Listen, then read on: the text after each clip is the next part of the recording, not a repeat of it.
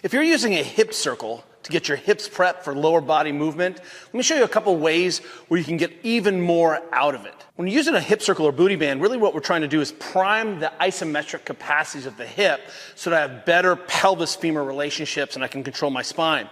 The issue is that when most of us are working in this position, we're in our strongest shape. A little bit of hip flexion, it's a long lever position.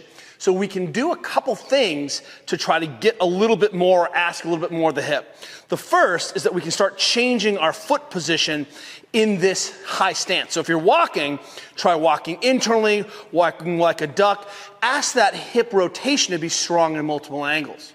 Number two is go ahead and ask that hip to maintain that rotation, but change the position of your torso. So it looks like a stiff-legged deadlift. Try moving in that position, or just move through a range of motion, asking that hip to perform that isometric with a little bit different task up top. And lastly, think about adding some different ranges. This is the position where most of us need help being able to control that hip rotation capacity when I'm in a deeper position.